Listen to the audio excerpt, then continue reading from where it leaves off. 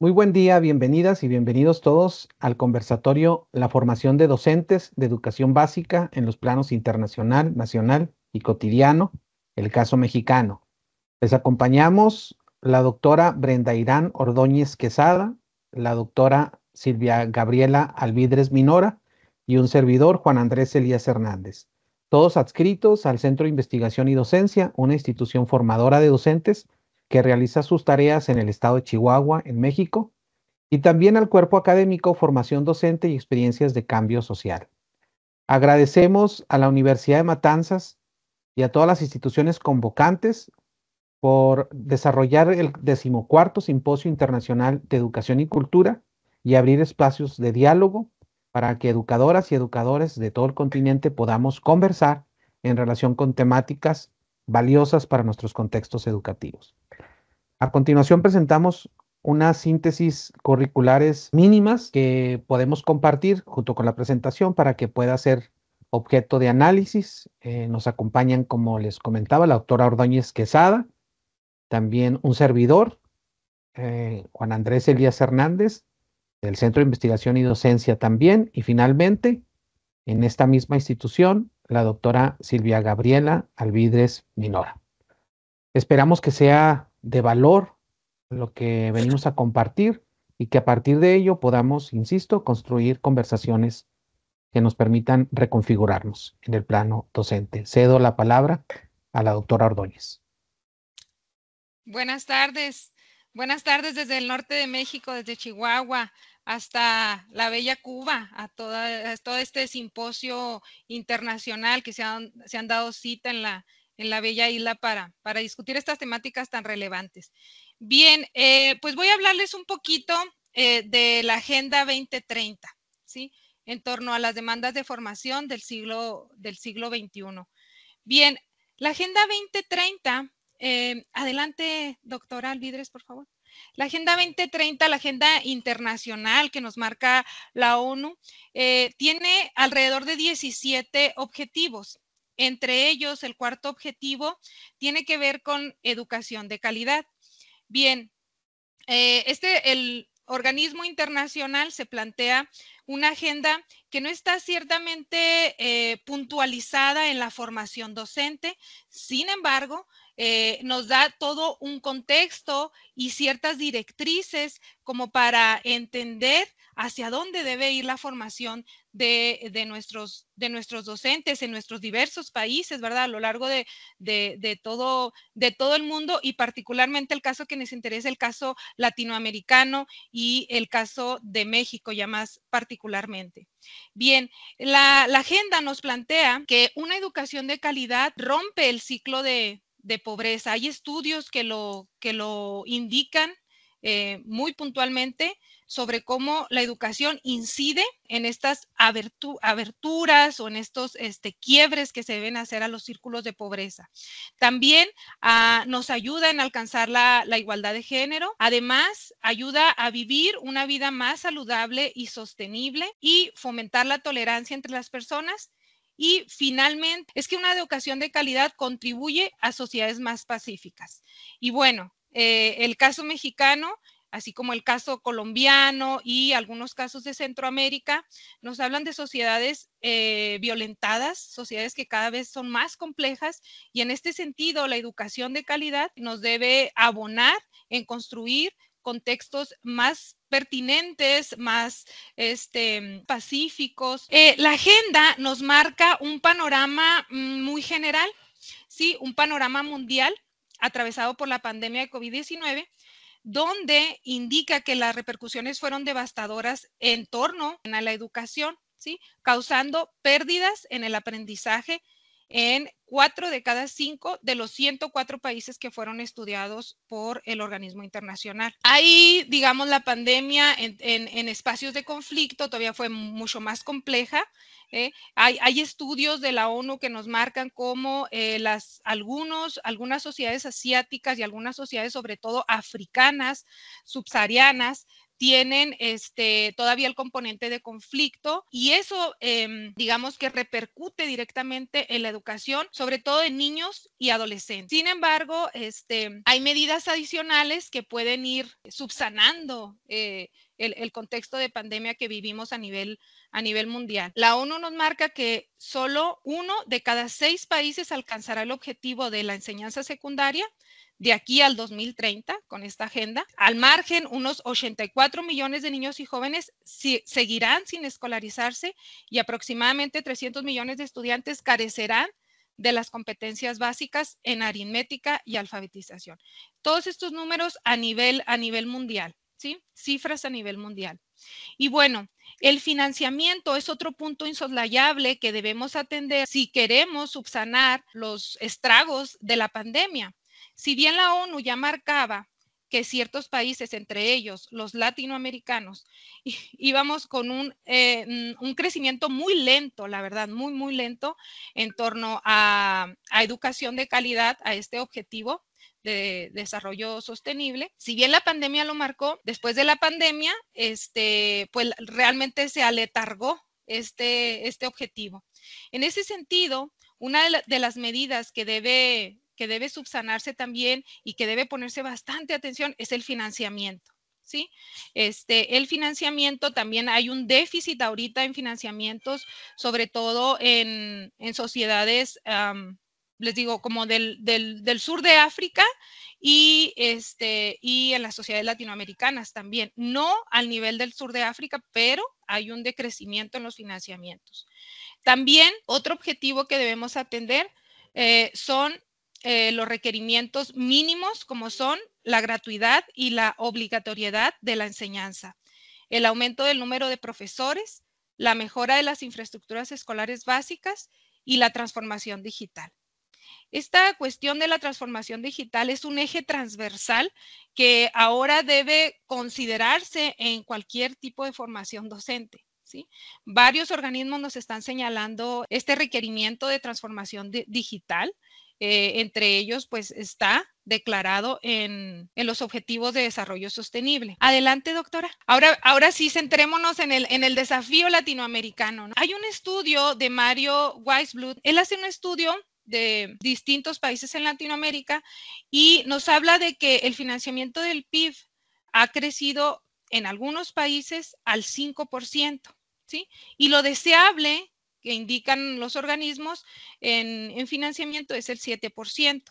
Sin embargo, si revisamos el financiamiento de México, alcanzamos ahorita el 3% de financiamiento del Producto Interno Bruto para el caso mexicano. Entonces, en ese sentido, todavía tenemos que ir trabajando para aplicar un financiamiento más generoso con el área de la educación, ¿sí? Bien, también otro desafío latinoamericano que tenemos es un modelo transversal, ¿sí? Combinar las necesidades educativas, estas cuestiones de aritmética, estas cuestiones de la matemática, estas cuestiones del conocimiento de los números y la alfabetización con las necesidades humanas, ¿sí? Estas socioafectivas, psicosociales, emotivas, que deben de trabajarse a la par para lograr este modelo transversal, ¿sí? Que debe tener la educación hoy en día y la formación de los docentes hoy en día. Bien, también les mencionaba el manejo de nuevas tecnologías para las y los docentes, ¿sí? Es muy, muy importante este rasgo, dado las sociedades de la información, las sociedades del conocimiento, las sociedades tecnológicas, digitales. Es trascendental que nuestras maestros y maestros caminen por esta ruta. Si bien les comentaba, la Agenda 2030 no plantea puntos específicos a cubrir en la formación de los docentes, sí nos habla de un contexto hacia el cual tienen que caminar los docentes y en el cual se tienen que ir desarrollando los docentes. Y el de la informática, el de las herramientas digitales es muy importante. Es uno de los elementos prácticamente no nuevos, pero sí sumamente necesarios para la formación de las y los docentes. También más aptitudes y calificaciones que la alfabetización y los números. Es decir, el siglo pasado nos alcanzaba con que la formación de nuestros docentes estuviera bastante enfocada en estos dos campos. Ahora no nos alcanza con estas habilidades y con estas aptitudes. Tenemos que manejar una gama más amplia de formación para nuestros docentes, manejar estos modelos transversales entre necesidades educativas y necesidades humanas. Por lo menos esto es lo que nos marca Weisblut en concordancia con la Agenda 2030 y en concordancia con lo que nos está planteando los organismos internacionales, ¿sí? Adelante, doctora. También tenemos algunos elementos a considerar para la formación, aparte de estos que les he mencionado. Y uno de ellos es que en el centro de la enseñanza ya no está el maestro en sí, sino ahora es el alumno, la alumna, ¿sí? El educando. Y la tecnología puede potenciar la interacción humana entre docentes y alumnos. Ahora mismo estamos utilizando una herramienta digital, una herramienta virtual, digamos, para hacer estas conexiones, ¿verdad? Bien, y de ninguna manera la herramienta debe ser usada para sustituir a las y los docentes, ¿sí? La herramienta debe potencializar, pero nunca sustituir a las y los docentes.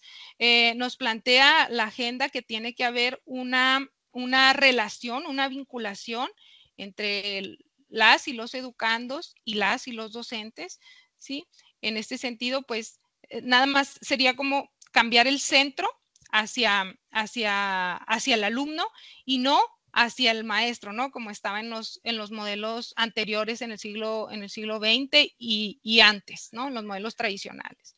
También buscar un modelo de equidad, igualdad e inclusión. Se trata de superar la inequidad social y la segregación, lo que Weisblut maneja como apartheid educativo. Este concepto me pareció bastante interesante en el sentido de que es un reto para la formación.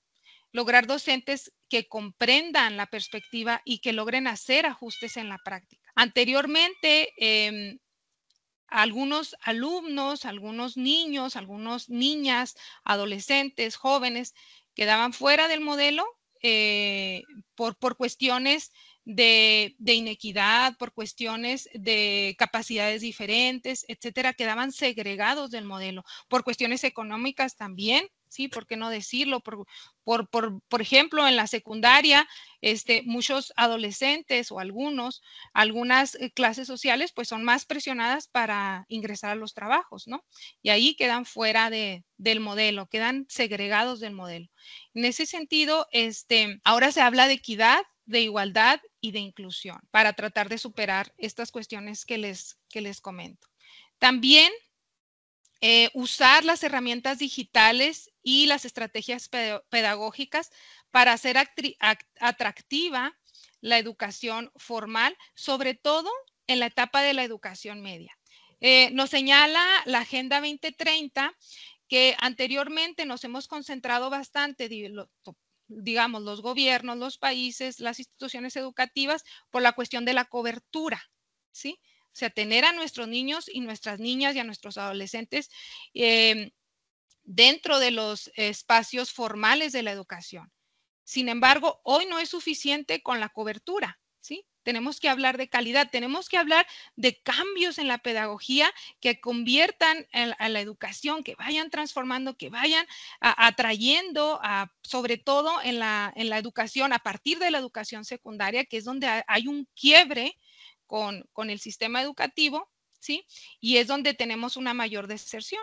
Entonces, no es suficiente con tener los espacios para las y los adolescentes, sino hacer esos espacios atractivos a través de la tecnología, a través de las herramientas digitales, de las innovaciones y también a través de pedagogías más, no sé si llamarle así, como atractivas para las y los adolescentes en torno a nuevos conocimientos, en torno a hacerlos parte del conocimiento, descubrir el conocimiento, crear el conocimiento. ¿sí? Y sobre todo esta cuestión también que nos maneja la Agenda 2030, que son las herramientas digitales. Les comento, es un nuevo requerimiento, no tan nuevo, pero sí se insiste bastante en que las y los docentes debemos formarnos desde educación básica, ¿sí? En estas herramientas digitales, ¿sí? Y en este sentido, nos dice la agenda que la tecnología puede ayudar a llegar a las y los alumnos desfavorecidos. Bueno, aquí hay diversas opiniones, ¿no? Vimos cómo en la pandemia, pues sí, hubo tecnologías que favorecieron a las clases más desprotegidas, pero también la tecnología fue un medio de, no de segregar, pero sí una herramienta a veces inaccesible para algunas comunidades, sobre todo las comunidades rurales en México. Tuvieron dificultades para acceder en reuniones virtuales, en todas las cuestiones que tenían que ver sobre todo con las redes, con Internet, ¿sí? Sin embargo, también la agenda nos dice eso, que puede llegar a alumnos desfavorecidos, ¿sí? Y también puede garantizar que más conocimientos lleguen a más alumnos en formatos más atractivos y baratos. En este sentido, las y los profesores deben habituarse a la incertidumbre de un entorno cambiante. Es decir, la agenda nos marca este contexto de que estamos formando desde educación básica, ¿verdad? Estamos formando alumnos que van a tener un trayecto y que al final de sus estudios no sabemos en qué profesiones van a existir por esta cuestión de contextos de mucha incertidumbre, donde no sabemos, por ejemplo, la inteligencia artificial va a modificar muchas de las profesiones, ya lo está haciendo. En ese sentido, pues tenemos que preparar a nuestras maestras y maestros para enfrentar estos contextos de incertidumbre y formar alumnas y alumnos en este sentido, en esa dirección y habituarse al cambio. Son algunos de los elementos a considerar para la formación de las y los docentes en México, pero también prácticamente en todo el mundo. Digamos, nuestro contexto tiene particularidades que más adelante las vamos a ver. El doctor Elías nos va a hablar de la nueva escuela mexicana, la doctora Blides de este modelo ya llevado a la cotidianidad. Son particularidades, sin embargo, compartimos muchos de nuestras características con otros países de Latinoamérica, de contextos desiguales, de contextos inaccesibles, zonas inaccesibles, deserción escolar, etcétera, etcétera. Entonces, en ese sentido, tenemos muchos de los elementos a dialogar, ¿sí? Y nos entendemos en el diálogo en los diversos países latinoamericanos. Adelante, maestra. Todo está disponible en Internet para su consulta o contrastación y sus consideraciones. Bien, hasta aquí mi tema. Les agradezco el tiempo otorgado. Adelante, maestro. Bien, muchas gracias. Miren, pues a partir de la llegada del presidente Andrés Manuel López Obrador de la mano del Movimiento de Regeneración Nacional en el contexto político mexicano, se construye una ruptura en relación con el modelo educativo imperante en el contexto mexicano, que había tenido una continuidad desde los 80s hasta el último sexenio desarrollado por Enrique Peña Nieto, una educación muy cercana a las perspectivas que desde la perspectiva del gobierno actual se asumían como neoliberales, con una visión economicista, mercantilista de la educación. Y es con la llegada de este nuevo gobierno que se presenta un nuevo modelo educativo denominado Nueva Escuela Mexicana. Los rasgos generales, amplios de esta propuesta educativa en términos de la formación docente y del modelo educativo, pues nos acercan a pedagogías de carácter crítico, nos acercan a teóricos, a constructos teórico-conceptuales también desarrollados en el contexto latinoamericano, cercanos a la decolonialidad y de alguna manera contrarios a las perspectivas asumidas por organismos internacionales. Todo esto que anteriormente nos presenta la doctora Ordóñez como una propuesta un tanto hegemónica para el campo educativo, pues no encuentra una respuesta muy paralela en el caso del contexto mexicano y la nueva escuela mexicana. Evidentemente, como se planteó, hay problemas compartidos y hay coincidencias pedagógicas. Sin embargo, hay una ruptura importante en relación con cómo concebir algunos aspectos del acto educativo y de la formación docente. A partir del análisis de este modelo educativo, voy a tratar de desarrollar algunas de las derivaciones implícitas para la formación docente. Adelante, doctora, por favor. El acuerdo número 140822, en el cual se establece el plan de estudio para la educación preescolar, primaria y secundaria, establece 5 componentes. Está el componente de los planes y programas de estudio, que incluyen también los libros de texto. Está la formación docente, está el codiseño de programas de estudio, el desarrollo de estrategias nacionales focalizadas en algunos problemas especialmente priorizados, y la transformación administrativa y de gestión en los contextos educativos. Cada uno de estos componentes tiene una caracterización que, insisto, tiene implicaciones sobre cómo concebir la propuesta de formación que se busca para la nueva escuela mexicana. En el caso de los planes y programas, hay algunos elementos que articulan esta propuesta. Se los presento aquí. La integración curricular, la autonomía profesional, la comunidad como el núcleo integrador y el derecho humano a la educación. Estos 4 elementos deberían tener implicaciones directas a los procesos de formación docente. El primero de ellos, la integración curricular, tiene que ver con concebir los contenidos de la educación desde una perspectiva holística, integrada. Esto rompe con las didácticas tradicionales de la escuela mexicana, ¿sí? Entonces, este solo hecho de plantear la integración curricular ya nos invita a modificar las prácticas tanto de formación inicial de los profesionales de la educación como de los docentes en servicio. Llegar a esta integración curricular implica romper con múltiples, no sé, tradiciones, aspectos que hemos venido trabajando y que hemos normalizado en el acto educativo. Este solo elemento ya implica un cambio educativo que no está siendo sencillo para las y los maestros. La autonomía profesional del magisterio es un aspecto que ha estado continuamente en debate, ¿sí? Y encuentran elementos tanto desde las estructuras organizativas y administrativas de la educación que se resisten a ciertos procesos de autonomía del profesorado, pero también desde los mismos maestros y maestras, acostumbrados a lógicas verticales, autoritarias, jerárquicas. La formación deberá atender entonces la construcción de esta autonomía profesional, no como algo que se plantee por decreto, sino algo que se pueda vivir en la cotidianidad del aula. Por el otro lado, asumir la comunidad como el núcleo integrador implica romper con las barreras ficticias que hemos construido en torno a la escuela, ¿sí? Implica que los actores externos lleguen a la escuela y la nutran con sus saberes, conocimientos, capacidades, pero implica también que la escuela salga a la comunidad a desarrollar procesos educativos con la comunidad y a partir de ella, ¿no?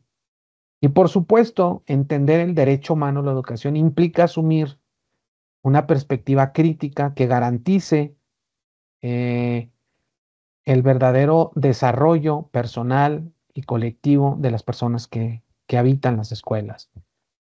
Son retos importantes que, planteados en el currículo, se leen con una facilidad enorme, pero que llevados a la realidad implican un reto de una gran magnitud y por supuesto que deberán ser objeto de la formación. Cualquier elemento que atraviese la formación deberá considerar estos elementos y no es sencillo. Adelante, por favor, doctora. En relación con la formación docente se plantea que sea una acción, una actividad que cree puentes.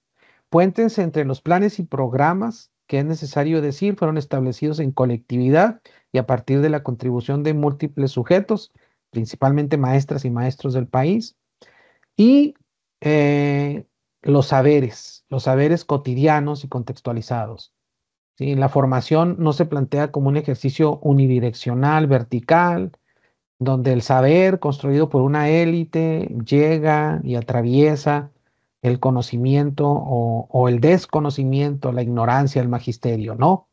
En sentido totalmente contrario, son los saberes construidos por las y los maestros el punto de encuentro con los planes y programas, y es a partir de ellos que se construye la formación, concebida entonces como un diálogo que nos permite comprender, dar seguimiento y construir soluciones a los problemas de la escuela.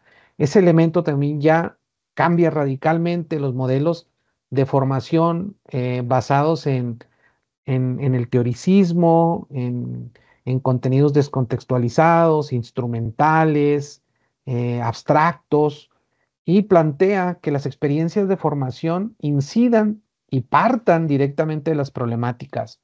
Y estamos hablando de un modelo de formación situado, contextualizado y pertinente. Eso es lo que se está planteando, ¿no? Por supuesto, todo en relación con la comunidad y considerando los significados que los sujetos le otorgan al fenómeno educativo.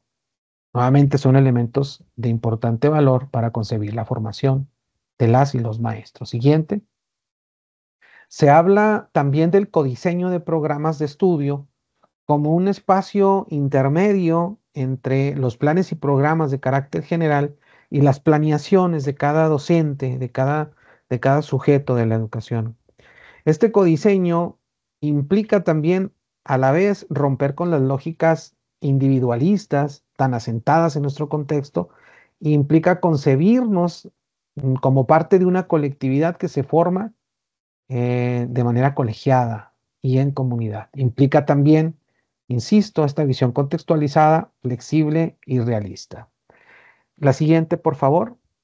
Se plantean algunas necesidades prioritarias que se establecen como estrategias nacionales. Aquí enuncio algunas de ellas y cada uno de estos elementos constituye retos formativos para las y los maestros. Las lenguas, la educación inclusiva, la educación multigrado, el asunto de las niñas, niños y adolescentes que se encuentran en situación de migración, tanto interna como externa, la escuela como parte de un tejido comunitario, perspectivas de género, lectura como una forma de concebir la realidad. Todos estos elementos vienen a, a establecer contenidos fundamentales que deberán estar presentes en la agenda de formación. Y finalmente, siguiente, por favor, doctora, tiene que ver con la transformación administrativa y de gestión, que es fundamental para que todo esto que se planifica y se imagina se pueda llevar a la viabilidad, a la realidad. Si las estructuras organizativas, administrativas, de control del trabajo docente no logran moverse a esquemas más flexibles, más pertinentes, más lógicos, eh, no burocráticos, difícilmente toda esta propuesta formativa podrá llegar con el valor que esperamos que llegue a los contextos áulicos. Siguiente, por favor. La formación docente, entonces, aquí lanzo algunas ideas que caracterizan la propuesta que se plantea desde la nueva escuela mexicana, pues deberá ser permanente, ¿sí? En todos los momentos de la vida de las y los maestros, deberá ser particular a cada etapa, entendiendo que cada etapa de la vida docente tiene retos distintos, por supuesto deberá ser situada, pertinente, como ya lo platicamos, y no instrumental en el sentido de concebir al docente como un constructor de currículo, un diseñador de ambientes de aprendizaje y no un simple operador de planes y programas. No podrá fragmentarlo ni en términos disciplinares, ni de teoría práctica, ni de aspectos áulicos con la comunidad. Tendrá que abordar de manera integral el fenómeno educativo, deberá impulsar la evolución de la práctica y deberá ser creada y recreada por las y los participantes. Este es uno de los principales retos que nos llevarían en todo caso al desarrollo del aprendizaje autónomo, el trabajo colaborativo y la reflexión individual y colectiva en torno a las prácticas docentes. ¿Cómo estamos? Pues estamos lejos de esta propuesta formativa. Yo yo plantearía que entre las múltiples resistencias que se presentan para que esta formación llegue a consolidarse, eh, tenemos, por un lado, insisto, dos que consigo principales.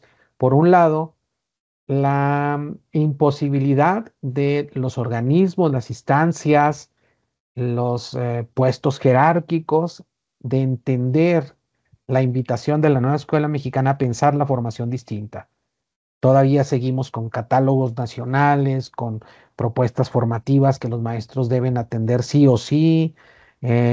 Aún siguen sin reconocimiento las experiencias formativas que suceden en los contextos cotidianos. Está siempre la duda de si realmente se están formando o no se están formando, se parte de la desconfianza. Entonces, es necesario que esto que se imagina, pues realmente se lleve a la realidad por parte de las y los responsables de la formación docente desde la perspectiva institucional. Pero por el otro lado, la otra gran resistencia a la que nos enfrentamos es un hábito construido por las y los maestros en el que durante décadas estuvimos asumiendo la formación como un proceso vertical y unidireccional, en el que las y los docentes simplemente éramos una especie de participante u objeto de un acto formativo. La invitación de la nueva escuela mexicana es otra, es a que cada maestra y maestro se convierta en el artífice de su propia transformación, y asumir esa responsabilidad es algo que está costando en el contexto mexicano. Con esto concluyo, presento algunas de las referencias utilizadas en esta breve presentación y cedo la palabra a la doctora Alvídrez. Hola, muy buenos días. Muchas gracias. Pues bueno, a partir de los temas tan importantes que tuvieron a bien mi compañera y mi compañero este día, pues tenemos la oportunidad de adentrarnos en un tema sustancial, ¿no?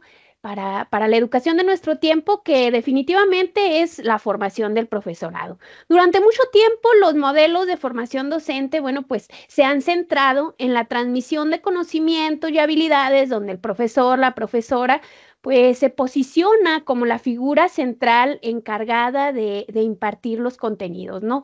Sin embargo, pues en las últimas décadas hemos sido testigos de un notable cambio de paradigma donde la construcción colectiva del conocimiento ha ganado protagonismo, dando paso a nuevos enfoques que buscan potenciar el desarrollo integral, así como la autonomía de las y los docentes en formación, además de docentes en servicio, ¿no? Entonces, bueno, pues uno de los pilares fundamentales de este nuevo enfoque es la concepción del profesorado como un agente activo, un agente protagónico en su propio proceso de aprendizaje. Entonces, lejos de ser meros receptores pasivos de información, el profesorado es ahora concebido como personas dotadas de experiencias, saberes previos y capacidades para reflexionar de manera crítica sobre su propia práctica.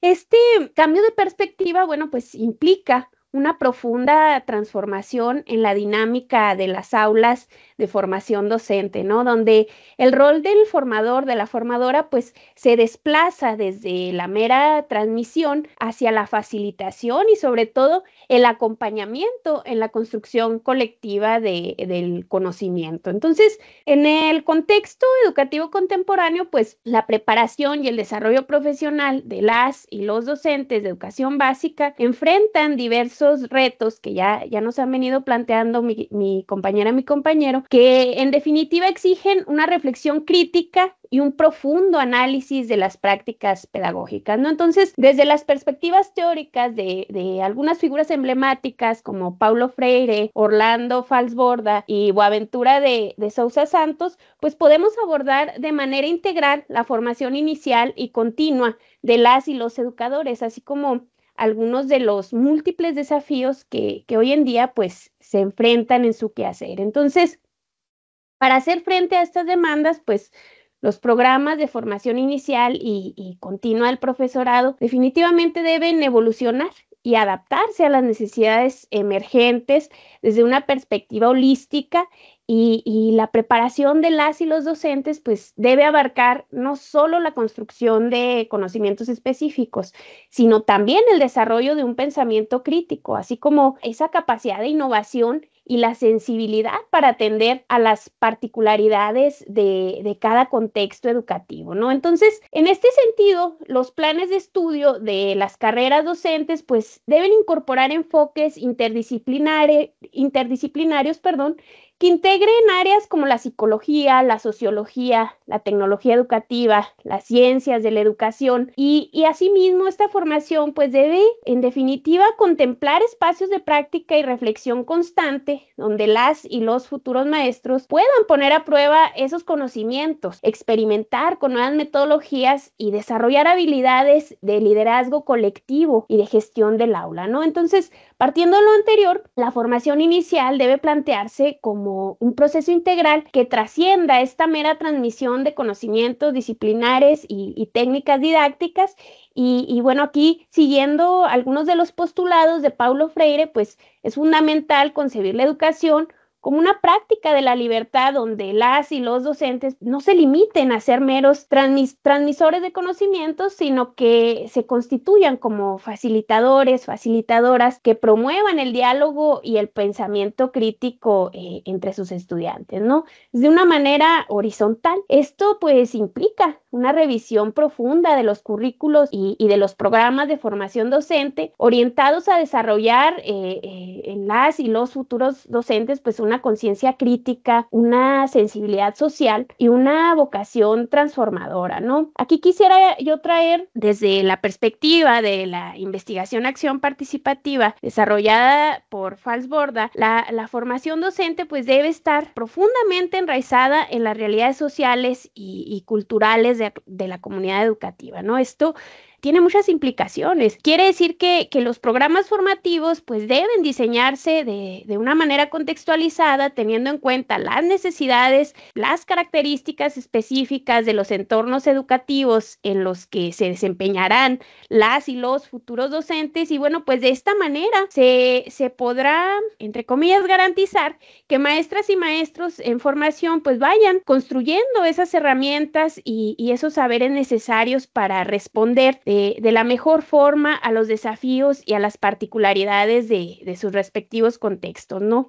Asimismo, la propuesta epistemológica de Boaventura de Sousa Santos sobre la ecología de saberes, pues nos invita a replantear la formación docente desde una perspectiva intercultural y descolonizadora, ¿no? Esto nos va a implicar valorar y articular los diversos conocimientos, saberes y prácticas que efectivamente circulan en los contextos educativos, reconociendo así la diversidad y la riqueza de las experiencias que existen ya en todas las comunidades, ¿no? Entonces, en este sentido, pues la formación docente debe abrirse a la incorporación de saberes ancestrales, a las cosmovisiones indígenas y las prácticas pedagógicas alternativas, logrando fomentar un diálogo de saberes que busca enriquecer y transformar las prácticas que se llevan dentro y fuera de las aulas, ¿no? Entonces, cuando las y los docentes en formación cuentan con una sólida preparación, no solo en esos contenidos disciplinares, sino también en diversas estrategias pedagógicas y en enfoques metodológicos que fomentan el desarrollo integral de las y los educandos, bueno, pues se van logrando crear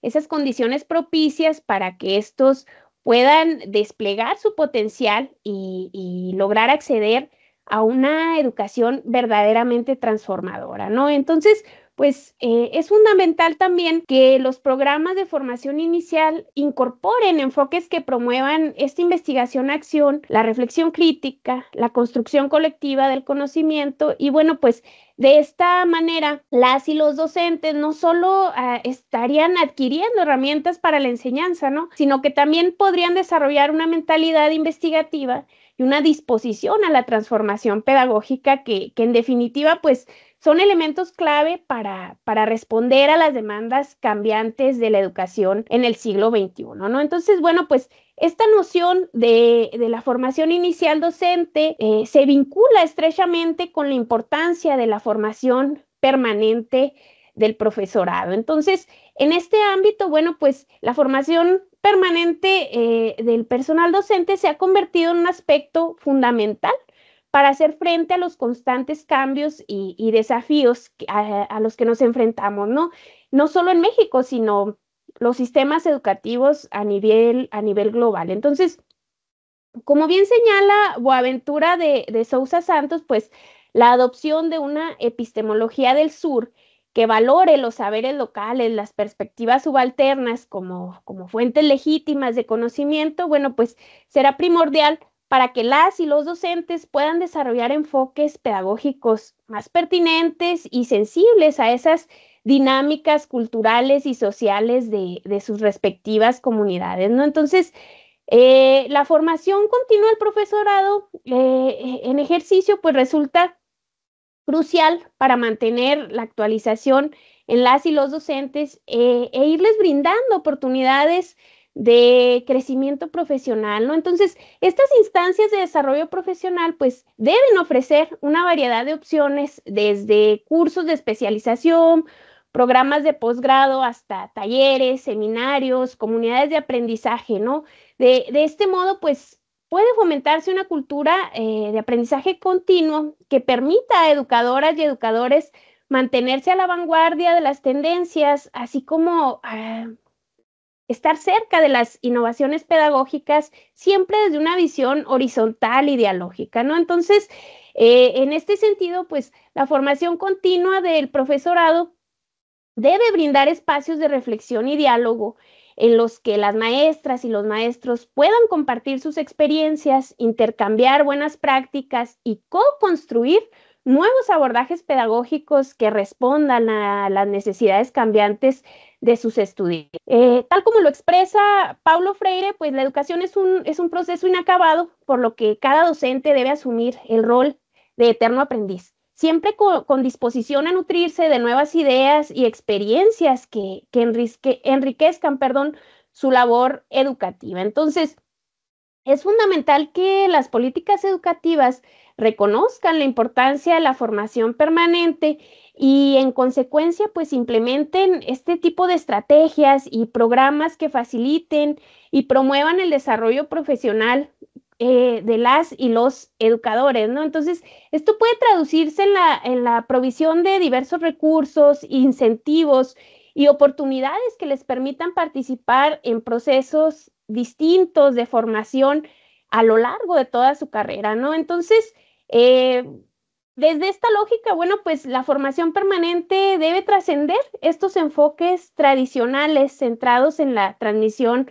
unidireccional de conocimientos y habilidades para dar paso a modelos más colaborativos y horizontales que fomenten la construcción colectiva del saber pedagógico. Entonces, partiendo desde dentro de las escuelas, no desde de fuera hacia adentro, ¿no? Sino desde dentro de cada una de las instituciones educativas, de tal manera que los colectivos docentes, bueno, tengan la posibilidad de reflexionar críticamente sobre sus prácticas, identificar áreas de mejora y desarrollar innovaciones que les permitan adaptarse a las demandas cambiantes del entorno educativo, ¿no? Entonces, bueno, pues existen diversos desafíos apremiantes. Es un tema de vital importancia que requiere una mirada crítica y reflexiva, especialmente en este contexto de cambios y desafíos constantes en el ámbito educativo, ¿no?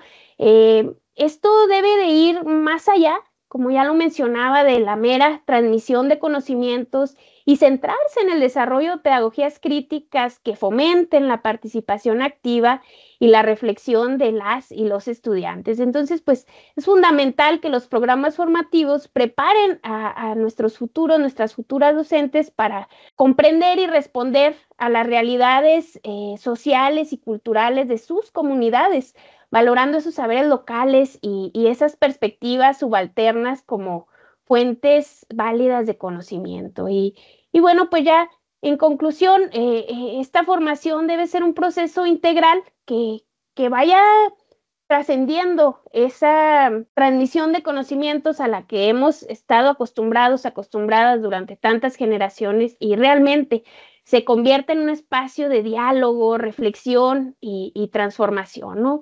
Solo así podremos formar maestras y maestros comprometidos con la construcción de una sociedad más justa, equitativa y solidaria. Entonces, bueno, pues aquí les presento algunas de las referencias. Agradezco mucho su atención y cedo la palabra al doctor Andrés Elías. Bien, solo para agradecer su atención y abrir el espacio para la conversación. A continuación vamos a mostrar nuestros correos electrónicos. Esperaríamos que pudiéramos continuar esta charla en el tiempo y el espacio. Muchas gracias por todo.